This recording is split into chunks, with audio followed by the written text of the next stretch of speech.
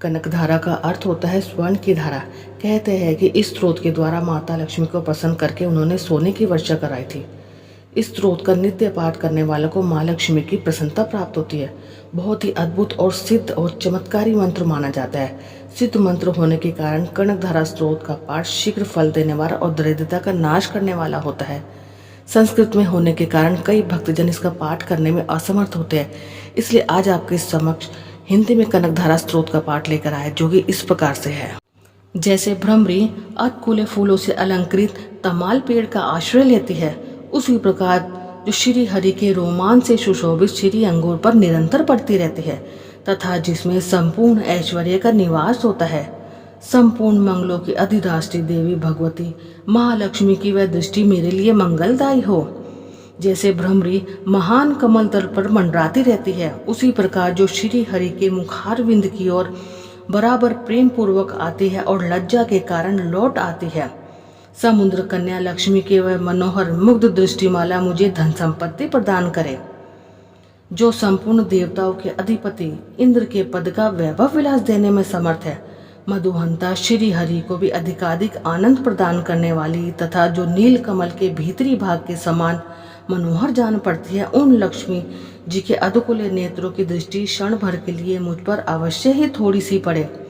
ओम महालक्ष्मी नमस्तुभ्यम। शेषशायी भगवान विष्णु की धर्म पत्नी श्री लक्ष्मी जी के नेत्र हमें ऐश्वर्य प्रदान करने वाले हो, जिनकी पुतलियां तथा बरोनियां अनंग के वशीभूत हो, अधकुले किंतु साथ ही निर्विनेश नयनों से देखने वाले आनंद कंद श्री मुकुंद को अपने निकट पाकर कुछ तिरछी हो जाती है। जो भगवान मधुसूदन के कौस्तुभमणि मंडित वक्षस्थल में इंद्र नीलमय हरावली से सुशोभित होती है तथा उनके मन में भी प्रेम का संचार करने वाली वह कमल कुंजवासिनी कमला की कटाक्ष माला मेरा कल्याण करे।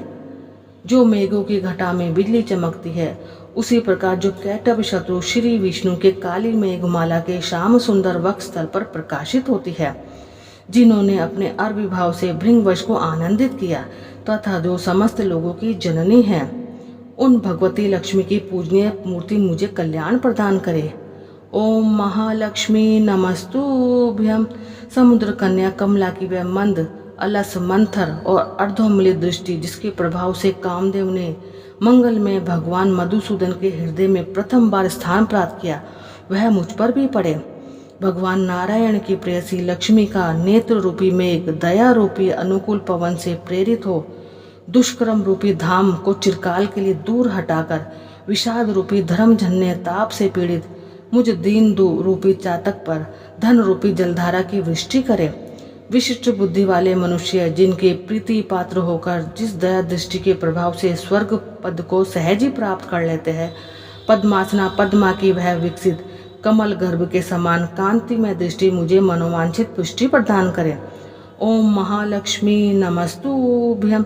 जो सृष्टि लीला के समय वाग देवता के रूप में विराजमान होती है तथा प्रलय लीला के काल में शाकंभरी अथवा चंद्रशेखर वल्लभा पार्वती के रूप में अवस्थित होती है, त्रिभुवन के एकमात्र पिता भगवान नारायण की उन नित्य यौवना प्रेयसी लक्ष्मी जी को मैं नमस्कार करता हूँ।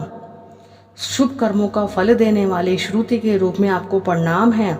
रमणीय गुणों की सिंधु रूपा रति के रूप में आपको मेरा नमस्कार है। कमल वन में निवास करने वाले शक्ति स्वरूपा लक्ष्मी को मेरा नमस्कार है तथा पुष्टि रूपा पुरुषोत्तम प्रिया को नमस्कार है। कमल वंदना कमला को नमस्कार है। शीर्ष संधु सभ्यता श्रीदेवी को नमस्कार है। चंद्रमा और सुधा की सगी बहनों को नमस्कार है। भगवान नारायण के वल्लभा को नमस्कार है।